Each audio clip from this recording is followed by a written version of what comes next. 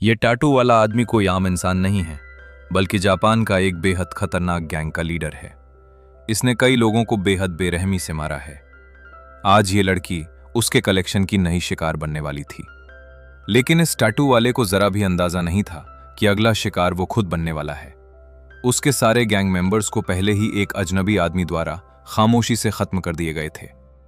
खतरे को भांपते ही वो आदमी सारे पर्दे खींच देता है, फिर हाथ में एक पिस्टल लेकर सीढ़ियों की ओर बढ़ता है ताकि दुश्मन को ढूंढ सके। लेकिन उसका अंदाजा पूरी तरह गलत था। अचानक घर की सारी लाइटें बुझ जाती हैं। उसी पल उसे पता भी नहीं चलता कि किलर कब से उसके पीछे छिपा हुआ था। अचानक एक तार उसकी गर्दन में कस जाती है। वो तड़पता रहता है और फिर दम तोड़ देता है। ये बेहद ठंडे दिमाग वाला किलर है जिसका नाम है किम। वो कोरिया का रहने वाला है और पिछले 8 सालों से जापान में रह रहा है। 8 साल पहले किम दक्षिण कोरिया का एक गुप्त एजेंट था, लेकिन अचानक उसकी पूरी ऑर्गेनाइजेशन को बंद कर दी गई। ऊपर से सबूत मिटाने के लिए ऑर्गेनाइजेशन ने सभी एजेंट्स को मारने का फैसला कर लिया। उसी वक्त किम के बॉस ने उसे चेतावनी दी कि भाग जाओ और अपनी जान बचाओ। भागने से पहले किम आखिरी बार अपनी लवर से मिलने जाता है। आखिरी बार अपने प्यार को अलविदा कहकर जैसे ही लिफ्ट का दरवाजा खुलता है, तुरंत ऑर्गेनाइजेशन के लोग किम पर हमला कर देते हैं। लेकिन उन्हें जरा भी अंदाजा नहीं था कि वो किससे भिड़ने वाले हैं। किम छोटी सी जगहों में लड़ाई का बादशाह है। एक के बाद एक वो सबको गिराता चला जाता है। उसकी गर्लफ्रेंड डर से फ्रीज हो जाती है। उसे यकीन ही नहीं होता कि जिस इंसान को वो सीधा सादा समझती थी, वो इतना निर्दयी और खूंखार हो सकता है। उसी दिन के बाद किम कोरिया छोड़कर जापान भाग जाता है। वहां वो एक मशहूर किराए का किलर बन जाता है। 8 साल लगातार खून खराबे के बाद वो इस जिंदगी से ऊब चुका था। उसने तय किया कि टैटू वाले गैंगस्टर को मारना उसका आखिरी मिशन होगा। इसके बाद वो पनामा जाकर एक साधारण जिंदगी जिएगा। लेकिन उसी सुबह उसे उसके पुराने बॉस का फोन आता है। खबर सुनते ही किम टूट जाता है। असल में उसकी लवर को मार दिया गया था। वो फौरन कोरिया लौटता है और शव की पहचान करता है। जिस लड़की को उसने कभी खूबसूरत और मुस्कुराता देखा था, आज उसका चेहरा घामों से भरा था। अंदरूनी अंग निकाले जा चुके थे। ये नजारा किम को अंदर तक तोड़ देता है। तभी एक और भयानक सच सामने आता है। नया बॉस बताता है, 8 साल पहले जब किम अपने प्यार को छोड़कर कोरिया से गया था, उस टाइम उसकी गर्लफ्रेंड गर्भवती थी। बाद में वो थाईलैंड चली गई और वहां अकेले बच्चे को जन्म दिया और उसे पालती रही। लेकिन अब उनकी बेटी का कोई पता नहीं है। किम अपनी पत्नी और बच्चे की तस्वीर देखता है, जिससे उसकी आंखें भर आती हैं। अब उसने फैसला कर लिया था, वो थाईलैंड जाएगा, अपनी बेटी को ढूंढने और अपने प्यार का बदला लेने। दूसरी ओर टैटू वाले गैंगस्टर के अंतिम संस्कार में उसका छोटा भाई आता है। उसका नाम है रे, एक खूंखार किलर। यह आदमी इतना निर्दयी है कि दुश्मनों को उल्टा लटकाकर धीरे धीरे मारता है। अब उसका एक ही मकसद है, किम को वही दर्द देना जो उसके भाई को मिला। लेकिन जैसे ही रे थाईलैंड पहुंचता है, एक लोकल गैंग उसे धोखे से एक घर तक ले जाता है। वो लोग उसे एक आम पर्यटक समझ बैठे थे, लेकिन उन्हें जरा भी अंदाजा नहीं था कि जिस आदमी के सामने वो खड़े हैं, वो मौत का देवता है। रे कूल तरीके से बेहद निर्दयी अंदाज में तलवार और चाकू चलाता है। वो एक के बाद एक को गिराता चला जाता है। गोडाउन में मौजूद सारे गुंडे खुद ही मौत की तरफ दौड़ते चले जाते हैं। उस पल रे किसी इंसान जैसा नहीं, बल्कि एक असली ईविल जैसा फाइट कर रहा था, जो लोगों को मारने के एहसास का आनंद ले रहा हो। कुछ ही देर में रे खून से लथपथ उस गोदाम से बाहर निकलता है और अब उसका अगला लक्ष्य है किम। उधर दूसरी तरफ किम आखिरकार उन लोगों तक पहुंच जाता है जिन्होंने उसकी पत्नी के साथ हैवानियत की थी। ये लोग अपने आप को रियल स्टेट एजेंट कहते थे, लेकिन असल में बेहद गंदे अपराधी थे। वो अमीर लोगों को निशाना बनाते थे। किम की पत्नी भी इन्हीं की शिकार बनी थी। जब उन्हें पता चला कि वो एक अमीर महिला है, तो उन्होंने नैनी से मिलकर उसकी बेटी का अपहरण कर लिया। मकसद था फिरौती। लेकिन पैसे मिलते ही इन दरिंदों ने अपनी असली औकात दिखा दी। उन्होंने बच्ची को अंग तस्करों को बेच दिया। किम समझ जाता है कि ऐसे लोग इस दुनिया में जिंदा रहने लायक नहीं हैं। वो बिना भावुक हुए उस आदमी की उंगलियां काट देता है और बेटी के बारे में पूछता है, लेकिन जो जवाब मिलता है वो सीधे उसका दिल तोड़ देता है। वो आदमी कहता है, तुम्हारी बेटी को नैनी ने ही मार डाला। ये सुनते ही किम अंदर से पूरी तरह टूट जाता है।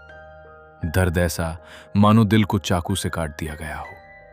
इसके बाद वो उस घटिया इंसान को जिंदा नहीं छोड़ता, लेकिन कहानी अभी खत्म नहीं हुई थी। अगला नंबर था वो नीच नैनी। किम ज्यादा देर नहीं लगाता, वो जल्दी ही उन दोनों तक पहुंच जाता है। वो पति पत्नी दोनों को कुर्सी से बांध देता है। किम सीधे उस आदमी का हाथ पकड़ता है और उसकी उंगली काट देता है, ठीक उसकी पत्नी की आंखों के सामने।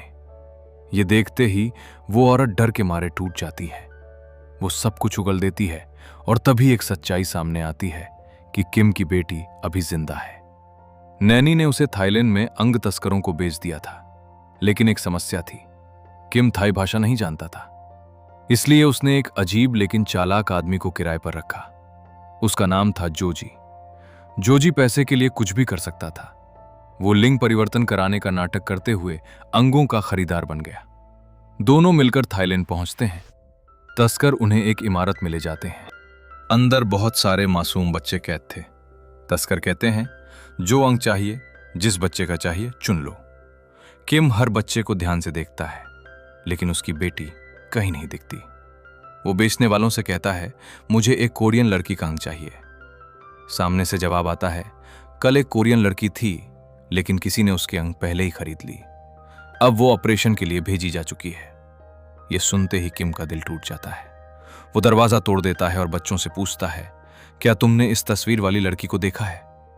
तभी एक लड़का धीरे से बोलता है, हाँ, वो मेरे साथ एक ही गाड़ी में आई थी, लेकिन उसे पहले ले जाया गया। किम लड़के की शर्ट उठाता है। उसके शरीर पर एक गहरा निशान था, यानी उसके शरीर से पहले ही एक अंग निकाला जा चुका था। यह दृश्य किम को अंदर तक झकझोर देता है। उसका गुस्सा अब आसमान छू चुका था और तभी दरवाजे पर गुंडे आ जाते हैं। किम अब एक पल भी जाया नहीं करना चाहता था। वो कुछ ही सटीक चालों में सामने खड़े सभी गुंडों को ढेर कर देता है। फिर वो बचे हुए बच्चों से सवाल करता है, मेरी बेटी को कहाँ ले जाया गया? तभी वही लड़का जिसने पहले मदद की थी आगे बढ़कर एक जगह का नाम बताता है। उसे वहीं ऑपरेशन के लिए ले जाया जाएगा। किम तुरंत उस बच्चे को ले जाने ही वाला होता है कि अचानक हॉलवो के आखिरी सिरे पर एक लाश गिरी दिखाई देती है। असल में रे वहां तक पहुंच चुका था। किम बिना देर किए बच्चे को जोजी के हवाले करता है और कहता है, इसे लेकर भागो, और खुद पीछे मुड़कर रुक जाता है। अब दो राक्षस आमने सामने थे। दोनों की हर चाल सीधे जान लेने के लिए थी। एक पल भी कोई कमजोर नहीं पड़ा, लेकिन किम जानता था उसकी बेटी अब भी खतरे में है। वो लड़ाई को खींचना नहीं चाहता था। एक मौका देखकर वो रे को हॉलवो के बाहर धकेल देता है। फिर वो दरवाजा जोर से बंद करता है और लॉक कर देता है। बाहर रे गुस्से में दांत पीसता रह जाता है। किम खिड़की तोड़कर कूद जाता है और भाग निकलता है। कुछ देर बाद वो उस जगह पहुंचता है जिसका नाम बच्चे ने बताया था। इमारत के सामने रुककर वो सामने वाली बिल्डिंग पर चढ़ जाता है ताकि अंदर का हाल देख सके। और तभी वो पहली बार अपनी बेटी को देखता है। किम की आंखें भर आती हैं, लेकिन खुशी का पल ज्यादा देर नहीं टिकता। अगले ही पल गुंडे उस बच्ची को गाड़ी में डालते हैं और ऑपरेशन सेंटर की ओर ले जाते हैं। किम तुरंत गाड़ी स्टार्ट करता है और उनका पीछा करने लगता है। इधर रे को समझ आ जाता है कि किम से लड़ना आसान नहीं है। रास्ते में वो एक हथियारों की दुकान पर रुकता है। दुकानदार घमंड से कहता है, हर किसी को मैं हथियार नहीं बेचता। किम शांत आवाज में बस इतना कहता है, मैंने अभी तक कुछ मांगा भी नहीं। अगले ही पल दुकान खामोश हो जाती है, क्योंकि दुकानदार की धुलाई हो चुकी थी। किम वहां से हथियार और ग्रेनेड लेकर निकल जाता है। अब वो और भी खतरनाक हो चुका था। इधर किम अपनी बेटी का पीछा कर रहा था, लेकिन तभी रे अचानक सड़क के बीच दिखाई देता है। उसके हाथ में हथियार था। बिना सोचे वो अंधाधुंध फायरिंग शुरू कर देता है। अब किम के पास भागने के अलावा कोई रास्ता नहीं बचा। वो तेजी से गाड़ी मोड़ता है और फुल स्पीड में निकल पड़ता है, लेकिन पीछे से रे भी अपनी गाड़ी घुमाकर किम का पीछा करने लगता है। आगे अचानक दो पुलिस की गाड़ियां रास्ता रोक लेती हैं। पीछे रे, आगे पुलिस, चारों तरफ दुश्मन ही दुश्मन। किम तुरंत समझ जाता है पुलिस रे जितनी खतरनाक नहीं। वो जानबूझकर रे की गाड़ी को पुलिस की तरफ मोड़ देता है और खुद रास्ता काटकर निकल जाता है। रे हंसते हुए पुलिस पर टूट पड़ता है। भागते भागते वो कुछ ग्रेनेड फेंक देता है ताकि पुलिस को रोका जा सके। पुलिस की संख्या तेजी से बढ़ती जाती है। अब रे को किम का पीछा छोड़कर पुलिस से ही लड़ना पड़ता है। वो पागलों की तरह लड़ता है। कई पुलिस वाले उसे घेर लेते हैं। थोड़ी ही देर में स्पेशल फोर्स भी पहुंच जाती है। रे अकेला पड़ जाता है। कितना भी खतरनाक क्यों ना हो, भीड़ के सामने अकेला आदमी ज्यादा देर नहीं टिकता। रे समझ जाता है यहां रुका तो मारा जाएगा। वो अपने हथियारों वाले बैग पर एक ग्रेनेड फेंकता है, जिससे एक जोरदार धमाका होता है। धुएं और अफरा तफरी में रे मौके का फायदा उठाकर भाग निकलता है। उधर किम पूरी ताकत से उस जगह की ओर बढ़ रहा था जहां उसकी बेटी को ऑपरेशन के लिए ले जाया जा रहा था। वो दरवाजा तोड़कर अंदर घुसता है। 3 डॉक्टर ऑपरेशन की तैयारी कर रहे होते हैं। किम एक पल भी नहीं सोचता। 3 सटीक गोलियां और तीनों वहीं गिर जाते हैं। उसकी बेटी बच जाती है। किम कांपते हाथों से उसे गोद में उठाता है। 8 साल की दूरी अब दूर हो चुकी। वो बिना देर किए अपनी बेटी को एक सुरक्षित होटल ले जाता है। किम अजीब सा महसूस करता है। उसे नहीं पता था कि पिता कैसे बनते हैं, न कैसे पेश आना है। लेकिन बेटी धीरे से उसका हाथ पकड़ लेती है। किम की आंखें नम हो जाती हैं। उधर रे पूरे शरीर पर ग्रेनेड बांधकर सीधे अंग तस्करी के लीडर के घर पहुंचता है। उसका इरादा साफ है, किम को मारने के लिए साथ मिलकर खेल खेलना। अगली सुबह किम अपनी बेटी को होटल में छोड़ देता है।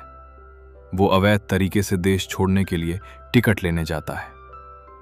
लेकिन जब वो वापस होटल पहुंचता है और जैसे ही लिफ्ट का दरवाजा खोलता है, अंदर से घात लगाए बैठे सैकड़ों गुंडे उस पर टूट पड़ते हैं। लेकिन किम के सामने उनकी कोई औकात नहीं थी।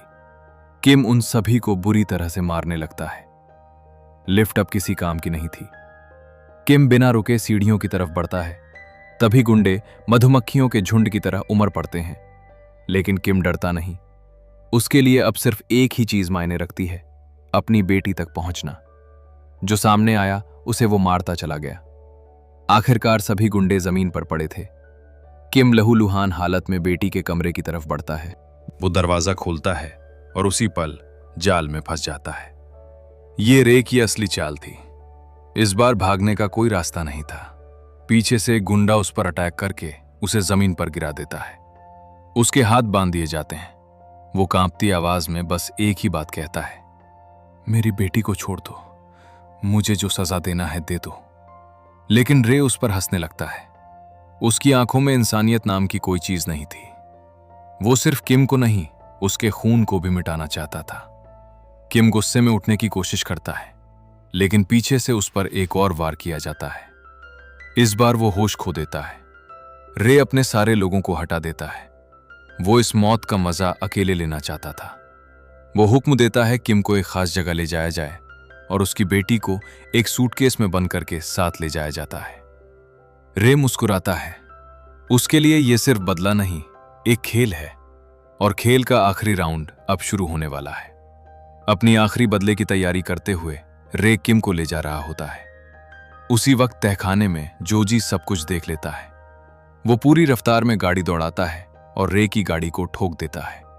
गाड़ी हवा में पलटती है और किम आजाद हो जाता है। बिना रुके वो शॉर्टकट रास्ता पकड़ता है। अब उसके दिमाग में सिर्फ एक चीज है, उसकी बेटी। कुछ ही देर में किम रे की गाड़ी रोक लेता है। वो सीधे कांच पर गोलियां बरसाता है। कांच टूट जाता है और किम चलती गाड़ी में कूद पड़ता है। गाड़ी के अंदर फाइट शुरू हो जाती है। दोनों एक दूसरे पर टूट पड़ते हैं। हालांकि किम को क्लोज कॉम्बैट का राजा कहा जाता है, लेकिन रे भी कोई आम इंसान नहीं था। कोई किसी को पूरा मात नहीं दे पा रहा था। गाड़ी सड़क पर सब कुछ रौंदती हुई जा रही होती है और फिर गाड़ी किनारे टकरा जाती है और पलट जाती है। किम तुरंत सूटकेस की तरफ भागता है। वो देखता है कि उसकी बेटी जिंदा है, लेकिन उसी पल रे उसके पीठ में चाकू मार देता है। फिर भी किम नहीं रुकता। वो कांपते हाथों से ग्रेनेड पकड़ता है और गाड़ी के नीचे फेंक देता है, जिससे एक जबरदस्त धमाका होता है। गाड़ी कई बार पलटती है। अपनी बेटी को बचाने के लिए किम पूरी ताकत से अपनी बेटी को सीने से लगाए रखता है। उसी वक्त जोजी वहां पहुंच जाता है। वो बच्ची को सुरक्षित बाहर निकाल लेता है, लेकिन रे अब भी जिंदा था। वो एक के बाद एक चाकू किम पर घोंपता जाता है। किम अब लड़ नहीं रहा था। वो सिर्फ अपनी बेटी को देख रहा था। आंखों में अफसोस, माफी, प्यार, जैसे आखिरी बार उसे दिल में बसा लेना चाहता हो। आखिरकार किम अपने बंधे हुए हाथों से एक ग्रेनेड का लीवर खींचता है। ग्रेनेड जमीन पर गिरता है। दोनों खूंखार किलर्स जो खुद को शैतान समझते थे, अब हमेशा के लिए खामोश हो जाते हैं। यहीं पर यह फिल्म खत्म हो जाती है। अब आप बताइए, आपको ये फिल्म कैसी लगी और 5 स्टार में से आप इसे कितने स्टार देंगे? अगर वीडियो पसंद आया हो तो चैनल को सब्सक्राइब करना मत भूलना और वीडियो को लाइक शेयर जरूर करना। आपका सपोर्ट मुझे और ऐसे ही वीडियोस लाने की मोटिवेशन देता है।